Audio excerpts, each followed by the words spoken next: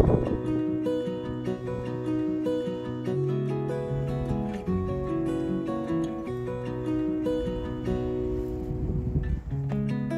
à tous, c'est Florine. Je vous fais un petit coucou au jardin. Comme vous voyez, le temps n'est pas trop avec moi aujourd'hui et il fait très venteux. Je ne sais pas si vous pourrez m'entendre.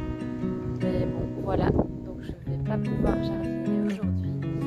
Et je voulais juste vous faire un petit coucou du jardin, vous montrer toutes les petites pousses vertes prometteuses qui sont en train de sortir un peu partout. Et j'avoue que j'en suis quand même vachement contente parce que ça veut dire que le printemps, même si on est qu'au mois de janvier, est à nos portes en tout cas.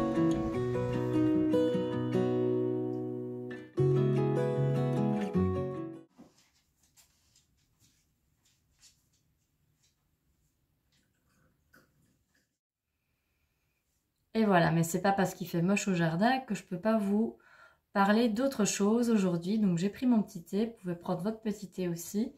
C'est un reste de thé de Noël, c'est les thés de la marque Arneson là. Et ils sont très bons. Donc Noël est passé, mais je finis ma petite dose de thé. Celui-ci c'est... Non, pas pumpkin spice. C'est gingerbread. Donc pas d'épices et beaucoup de cannelle dedans. Et voilà, des épices qui réchauffent le cœur. Ça fait du bien. Comme on est à l'intérieur, moi vous savez que j'aime le jardin, mais j'ai aussi pas mal de plantes d'intérieur. D'ailleurs, ma chaîne a commencé là-dessus, sur les plantes d'intérieur.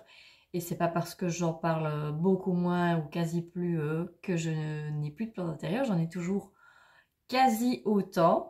Enfin, vous voyez, là, il y a les petits potos là, qui descendent là, autour de la fenêtre. Et qu'est-ce qu'on peut faire en hiver avec ces plantes d'intérieur? Moi, j'avoue que je m'en occupe plus en hiver qu'en été déjà parce que en été, je suis dans mon jardin. Donc, je m'en occupe beaucoup moins de mes plantes d'intérieur, à part les arrosages, bien évidemment. Mais en hiver, elles me permettent un petit peu de, comment dire, de patienter jusqu'au printemps pour retourner au jardin et d'avoir l'impression de jardiner, mais jardiner à l'intérieur. Ce que j'ai fait moi ici en début de saison, c'est-à-dire, en début de saison, en début d'automne, si même à la fin de l'automne, j'avais fait quelques boutures, parce qu'il y a des plantes que j'aime vraiment bien, que j'aimerais bien multiplier. Donc vous pouvez faire des boutures. Ici c'est une bouture de... Moi je fais mes boutures en eau. Je trouve que c'est ce qui marche le mieux. Ici c'est une bouture de pothos. Donc voilà, pothos doré. C'est une plante d'intérieur très facile pour les débutants, pour ceux qui ne connaissent pas. Et ça se bouture très facilement en eau. Il vous suffit de couper... Je vais essayer de vous montrer. Donc vous voyez que la plante, elle a des espèces de nœuds là. Voilà, le petit truc brun qu'il y a ici, c'est un nœud. Vous coupez sous le nœud et vous mettez le nœud dans l'eau. Et c'est de là que va émerger les racines. Donc celui-là, je dirais que ça fait quand même peut-être 2 mois qu'il est comme ça dans l'eau. Et il m'a déjà fait de très belles racines. Mais j'attends encore un petit peu d'avoir des radicelles. Parce que ça, c'est des grosses racines. Des grosses racines, mais j'attends que ça radicelle un petit peu, qu'il y ait des plus petites racines. Parce que c'est elles qui absorbent le mieux l'eau. Donc, vous pouvez faire des boutures en hiver. Même si, sauf s'il fait très froid chez vous. Parce que plus l'eau est froide, l'eau, évidemment, ça refroidit, ça devient froide comme la température de votre pièce. Plus l'eau est froide et plus ça prendra longtemps. C'est juste que ça prendra plus de temps, quoi. Mais bon, vous pouvez faire des boutures si vous ne savez pas quoi faire pour vous occuper de vos plantes d'intérieur. Faites des boutures, comme ça vous aurez au printemps de nouvelles plantes à mettre en pot. Donc, un bon petit tip. Donc moi ici, j'en ai pas fait énormément. J'en ferai peut-être plus quand l'hiver avancera un peu plus, vers le mois de février, mars, pour en avoir, pour mettre dans le mois de mai, au mois de mai, pardon, dans mes plantes. J'en ai fait quelques-unes, c'est des plantes que j'aime bien, que j'aimerais bien multiplier. Je vais vous montrer ce que ça donne, comment elles poussent chez moi. Ça fait des plantes aussi que j'ai depuis des années. Voilà, au fait, avec les plantes d'intérieur, moi ça fait des années que j'en ai. J'ai acheté toutes les plantes qui étaient trendy, à la mode, genre les ségoniums de toutes sortes, les alocasias de toutes sortes aussi, les anthuriums, etc. Alors je dis pas que c'est des mauvaises plantes, pas du tout. Je dis que c'est des plantes qui peuvent être plus compliquées et il faut, voilà, une plante doit s'adapter à votre intérieur et si elle ne se plaît pas chez vous, ça ne sert à rien d'acheter un tapis chauffant, de faire ceci, de faire cela. Il y aura toujours quelque chose. Si elle n'arrive pas à s'adapter chez vous, c'est peut-être que votre maison ne lui convient pas, il n'y a pas peut-être pas assez d'humidité, il fait peut-être pas assez chaud. La lumière aussi ne convient peut-être pas. On n'est pas en zone tropicale comme, comme le milieu dans lequel vivent les plantes. Donc, pour moi, je pense maintenant avec l'expérience, je préfère prendre des plantes qui sont peut-être moins intéressantes, moins jolies, moins rares, mais qui sont pas trop difficiles d'entretien si vous n'avez pas envie de passer tout votre temps à essayer de sauver vos plantes. Des plantes qui ne demandent rien, quoi, qui demandent juste de l'eau, un peu d'engrais au printemps et qui poussent très bien aussi, qui poussent très bien, qui n'attrapent pas de maladies ou d'indésirables. Moi, maintenant, personnellement, c'est ça que je veux. C'est ça que je recherche chez une plante. Donc, il y avait celle-là aussi. Il y avait ce qu'on appelle Rhaphidophora tetrasperma.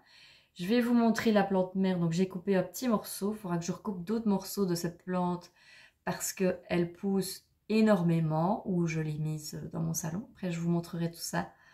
Je passerai de l'autre côté de la caméra et je vous montrerai tout ça. Donc, ça aussi, c'est une plante grimpante qui est très jolie, qui s'appelle aussi, on l'appelle aussi fausse monstera, parce qu'elle est découpée un peu comme une monstera, mais c'est pas la même plante. Donc celle-ci par contre, j'aurais peut-être dû attendre le printemps avant de la mettre en eau, parce que vous voyez, au niveau des nœuds, bah, ça fait depuis autant de temps qu'elle est là par rapport au pothos, et il n'y a rien qui se passe. C'est un peu plus lent. Peut-être que je vais devoir essayer avec une autre plante, mais à mon avis, celle-ci, il va falloir que je réessaye de nouveau au printemps. Et enfin, dans mon troisième pot, il y a un petit mix. Il y a du pothos argenté, ça je l'aime beaucoup aussi. Famille des pothos, une plante qui pousse extraordinairement bien, pas de problème, qui ne demande rien. Donc pour plante pour débutants, et si vous voulez des plantes cascadantes, ben, c'est vraiment super. Il y a aussi la chaîne de cœur. Vous voyez, la chaîne de cœur, j'ai un peu du mal avec cette plante. Je l'adore, elle est vraiment très très belle. Mais j'arrive pas à la faire pousser correctement. J'ai l'impression qu'elle se plaît pas très bien chez moi parce que chez ma maman, elle se plaît super bien là où elle est mise et elle pousse, elle pousse, elle pousse, elle pousse. Chez moi, c'est pas le cas. J'ai pas encore trouvé un endroit où elle se plaît vraiment bien. Elle ne meurt pas, mais bon, à chaque fois, il y a des morceaux de la plante qui meurent et je fais chaque fois repartir en mettant des plantes en eau. Mais elle pousse pas très bien. Elle n'a pas l'air de vraiment s'épanouir. Et celle-ci, c'était une que j'avais réussi à avoir une très longue chaîne. Mais mon fils l'a accrochée, donc elle s'est cassée. Et au lieu de jeter la plante, donc si vous cassez un morceau de votre plante, au lieu de la jeter, mettez-la en eau, essayez de la faire raciner pour avoir une autre plante, ou enfin, essayez en tout cas. Donc celle-là, ouais, je vois qu'il y a deux tout petites racines, vous n'allez pas les voir à l'écran, mais il y a deux tout petites racines. Pas facile non plus quand vous les remettez en pot, ces plantes-là, parce que, voilà, faut bien doser l'arrosage. Le problème, c'est que quand vous sortez une plante de l'eau, bah, il faut quand même qu'elle soit encore en milieu assez humide, qu'elle s'habitue petit à petit du milieu humide complet à la terre. Donc il faut quand même garder la terre relativement humide. Et des fois c'est un peu compliqué parce que vous la remettez dans le pot avec une autre plante qui, elle, n'aimera pas forcément garder la terre trop humide. Donc voilà. Mais bon, sachez qu'elle se bouture très bien en eau aussi. Et donc le petit bout vert que vous voyez ici, c'est une nouvelle pousse qu'elle a fait dans l'eau. Et il y a un morceau d'une autre plante que je vais vous montrer ici. Il reste un tout petit morceau. Enfin voilà, un petit mix dans ce petit godet-là. Je vais vous montrer maintenant les plantes mères et je vais vous expliquer en 2-3 mots ce que je fais l'hiver pour mes plantes. Voilà, j'espère que vous allez bien voir parce que j'ai dû allumer. Il fait extrêmement gris, donc luminosité pourrie. Donc il y a le Kalanchoe qui est une super belle plante, très facile d'entretien. Kalanchoe Mangini, je crois que c'était que j'avais acheté sur un site en ligne il y a déjà pas mal d'années. Et elle fait des jeux, elle a déjà fleuri, elle fait des petites floraisons rosées, magnifiques. Plante cascadante comme ça que vous voyez. Celle-là, je l'adore et elle est très facile. Ce qui n'est pas le cas de sa demoiselle à côté, qui elle n'est pas facile, mais on en parlera une autre fois.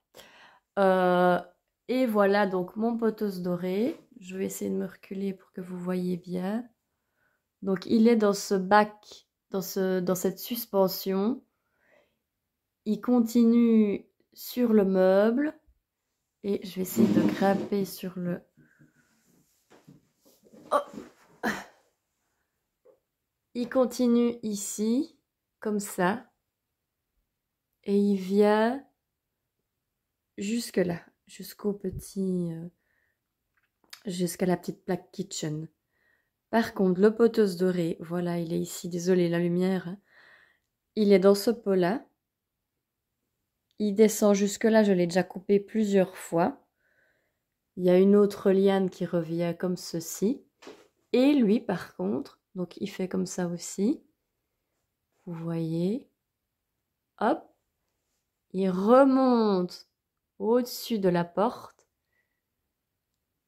Et là, vous voyez qu'il refait une nouvelle pousse dont les feuilles sont beaucoup plus petites, évidemment, parce que elles sont très loin de la fenêtre et il essaye de chercher la lumière comme il peut. Mais je vous avoue que moi, j'aimerais vraiment que la plante fasse tout le tour comme ça de ma cuisine. Ça, je trouverais que ça serait magnifique. Parce que les plantes qui sont là, je l'ai changé plusieurs fois d'ailleurs, les plantes qui sont ici ne se portent pas très bien. Et je ne vais pas dire que c'est à cause du chauffage qui se trouve en dessous, parce qu'on n'allume pratiquement pas, on a 2 poêles à bois. Maintenant, les poêles à bois, c'est pas terrible non plus pour les plantes, ça assèche beaucoup. Donc il faut beaucoup arroser. C'est pas tout à fait le milieu tropical hein, de départ qu'elles ont. Alors dans mon salon, donc je vous montre pas toutes mes plantes, hein, sinon on en a pour une vidéo de 3/4 d'heure. Celle que j'aime beaucoup aussi, c'est ici. Celle-ci est vraiment magnifique et évidemment, comme ça, là, j'ai un trou. C'est une Oya Bella, une Oya Bella. Et là, c'est la floraison n'est plus, c'est plus la floraison pour le moment, mais je l'ai acheté, les feuilles, elles étaient là. Et maintenant, elle a poussé tout ça. Donc, ouais, elle touche presque le fauteuil. Et elle fait des magnifiques floraisons au printemps et même j'ai 6 mois sur l'année au moins. Elle va pas tarder là. Et au mois de septembre, elle était toujours en train de fleurir. Et elle se porte très bien celle-là. Je sais pas pourquoi elle va très bien parce que les Oyas c'est pas toujours facile. Mais elle aime bien cet endroit-là en tout cas. Et voilà mon Rhaphidophora tetrasperma. Donc ce que je devrais faire avec elle et avec toutes mes plantes qui sont là depuis un moment, c'est dépoussiérer les feuilles. Vous voyez qu'il y a pas mal de poussière sur les feuilles.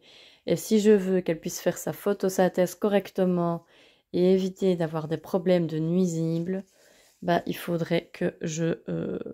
voilà, il y a une petite feuille morte là. J'essaye d'enlever aussi chaque fois les feuilles jaunes. Que j'enlève la poussière pour éviter tout ça. Maintenant, voilà, toutes les plantes qui sont comme ça et qui sont attachées, je vais dire, ou qui sont enroulées, comme vous voyez, les pothos, etc. Ben, c'est pas des plantes que je saurais sortir pour arroser. Les autres plantes, pour les déboussiérer, je les mets dans l'évier, je les douche un petit coup, ou l'été, je je les passe au tuyau d'arrosage, mais ici, ben voilà, c'est plus comme cette plante reste là toute l'année. Et vous voyez, là, elle m'a fait une nouvelle pousse. Hop, dans le bouquet, là, elle va bientôt toucher le plafond. Ça, c'est une plante que j'adore. Je trouve qu'elle fait un effet... elle fait son effet. Et c'est moi qui l'ai renfrognée un petit peu par là, sinon elle faisait comme ceci dans le salon. Autre plante, donc dans les plus compliquées, voilà, ça c'est mon coin des plantes un peu plus compliquées. On a mon Alocasia Frydek que j'adore. Je trouve cette plante vraiment, vraiment, vraiment magnifique. Elle m'a causé pas mal de soucis l'an dernier. L'an dernier, à cette époque-ci de l'année, j'avais plus rien. Il me restait juste le bulbe dans le pot que j'avais pas acheté. Je m'étais dit, on verra bien, ça va peut-être reprendre au printemps. Arrose-le de temps en temps et tu verras. Et j'ai bien fait parce qu'elle a repris. Vous avez pu voir d'ailleurs sur Instagram en story. Et même, je crois que j'avais fait un post dessus où on voyait comme elle avait bien repris. Bon, là, c'est fin de saison, c'est l'hiver, donc elle n'est pas dans sa meilleure forme. Mais je dois dire que cette année, elle n'a pas perdu toutes ses feuilles comme l'an dernier. L'an dernier, elle était pleine de trips. Et qu'est-ce que j'ai fait pour... voilà, comme ça, vous me voyez parler. Je disais, mon Frydek, l'an dernier, était plein de trips. Et j'ai mis de l'insecticide, même de l'insecticide bio, j'en avais mis pas mal. Et bah, je pense qu'elle n'a pas du tout aimé, donc elle a perdu toutes ses feuilles. Et je pensais qu'elle serait morte, franchement, mais elle a bien repris. Elle n'a pas perdu ses feuilles, elle a perdu quelques feuilles. On voit bien qu'elle est en moins bonne forme, mais bon, on est au mois de janvier. Ici, on est dans le salon. On ne chauffe pas spécialement. La journée, il ne fait pas spécialement chaud. Il fait peut-être 16, 17, 18 degrés, ça dépend, quand on n'est pas là. Donc, voilà. Et il y a un feu de bois, mais il est plus loin. Donc, il ne fait jamais aussi chaud ici que dans la cuisine où il peut faire vraiment très chaud. Mais cette année, elle a eu également des trips, c'est parce que les alocasias, c'est des plantes qui ont souvent, souvent des trips. Voilà, c'est plus difficile du coup à entretenir. Eh ben, j'ai rien fait cette fois. Je n'ai rien fait. J'ai juste vaporisé, j'ai enlevé les quelques trips, mais je me suis dit, tant pis. Eh ben, ça s'est régulé tout seul. Comme quoi, je vous dis pas de ne rien faire quand vous avez des trips, mais là, cette fois-ci, je n'ai rien fait. On voit quelques dégâts parce qu'il y a des petits pois sur les feuilles, des petits pois blancs. Et ça a été quand même. Ça a été quand même. Donc voilà, des fois, on veut toujours tout contrôler quand il y a un petit nuisible. Pareil pour l'extérieur, hein, on veut toujours tout contrôler. Il y a des pucerons au secours, il y a des pucerons. Autant mieux attendre les coccinelles. Ici, c'est vrai qu'il n'y a pas d'insectes spécialement à l'intérieur. Mais il y a des petites araignées, etc. Enfin, et je sais pas, ça s'est contrôlé tout seul. Voilà. Donc voilà pour l'alocasia. Maintenant je vais vous montrer une dernière plante et puis... Donc dans les plantes que j'aime beaucoup mais auxquelles je n'arrive pas à m'occuper correctement, c'est ce magnifique Anthurium clarinervium. Celui-là clairement je pense que c'est ma maison, l'endroit ne lui convient pas. C'est une plante qui aime beaucoup l'humidité, qu'elle n'a pas ici. Oui, j'ai arrêté avec les humidificateurs parce que je voyais pas spécialement... Parce que déjà, non. Je dois dire que j'avais des enfants en bas âge qui n'arrêtaient pas de le renverser, donc ça n'aidait pas. Et je voyais pas spécialement de mieux sur mes plantes. Trop humide, c'est pas bon non plus, vous avez des champignons. Mais là, clairement, ce clarinervium ne se plaît pas ici. Quand il fait des nouvelles feuilles, elles deviennent toutes moches après peu de temps. Et il y a 2 pieds dedans et j'arrive jamais... Voilà, une belle feuille. Une feuille normale. Je n'arrive jamais à le voir pousser parce qu'à chaque fois, quand la feuille est trop moche, je la coupe. Par contre, il fleurit souvent, il me fait souvent des fleurs, mais les fleurs d'anthurium, c'est pas ce qu'il y a de plus joli.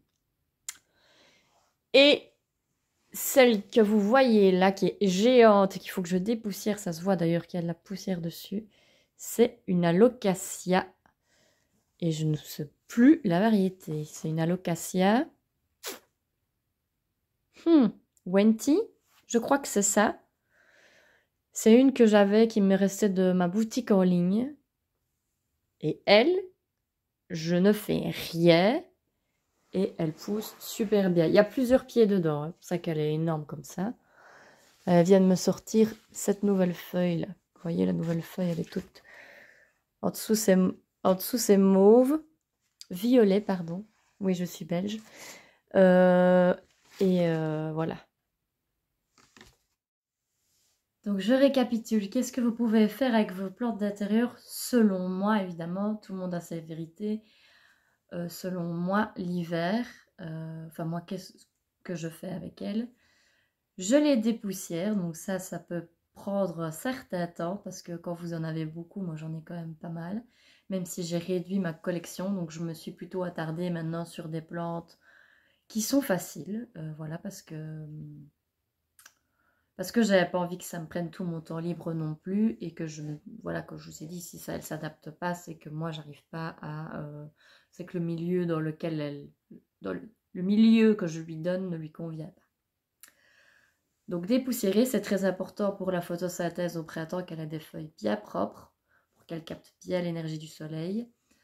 L'engrais, ben non, vous ne mettez pas d'engrais l'hiver parce que là déjà elle est plutôt en repos végétatif l'hiver, donc ça ne sert à rien de la nourrir.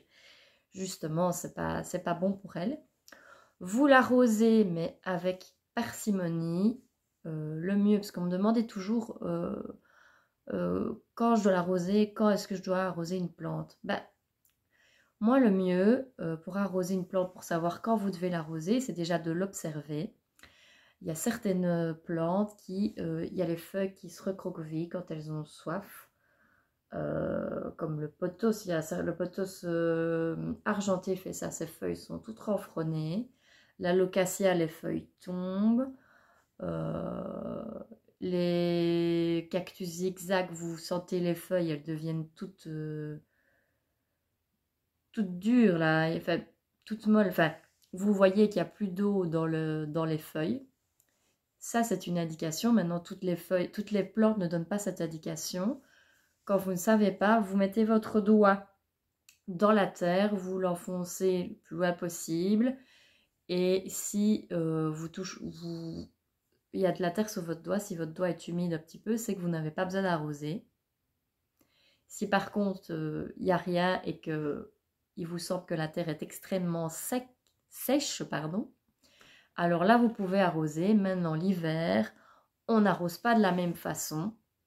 Arroser par petite quantité, parce qu'il faut vous dire que la plante va mettre beaucoup plus de temps à sécher que l'été, même dans nos intérieurs, parce qu'il fait plus froid, il fait plus frais. Et donc, qui dit plus de temps pour sécher, plus de risque de pourriture. Donc vous arrosez par petite quantité et non par grosse quantité comme vous pouviez peut-être le faire en été parce que vous vous dites oh, c'est bon, il fait chaud, ça va sécher tout de suite. Non, vous arrosez par petite quantité. Mieux vaut vérifier souvent et arroser peut-être plus souvent que arroser une grande quantité et que ça mette des semaines à sécher et que du coup les racines de votre plante pourrissent. Donc voilà pour cette petite vidéo aparté sur les plantes d'intérieur. J'en ferai peut-être encore quelques-unes à l'occasion si j'ai des nouvelles choses à vous apprendre sur les plantes d'intérieur ou si vous voulez, dites-moi en commentaire si vous voulez voir les plantes qui me restent de ma collection, ceux que je conseille comme plantes pour débutants, etc. Je peux peut-être vous aider concernant cela. Sinon, on va se retrouver avec des vidéos jardin très bientôt en espérant que le temps s'améliore un peu parce que comme il fait un petit peu pourri là pour le moment, ben, je ne sais pas trop filmer au jardin. Et puis c'est janvier, il n'y a pas grand chose à faire. Même si moi j'ai encore pas mal de choses à faire dans mon jardin cette année. Donc si vous aimez le contenu que je poste, n'hésitez pas à me suivre sur Instagram. Je mets le petit lien. Mettez un pouce à ma petite vidéo YouTube, ça me fait plaisir et ça m'aide. Ça m'aide énormément. Et alors je vous dis à très bientôt pour une autre vidéo. Bye bye.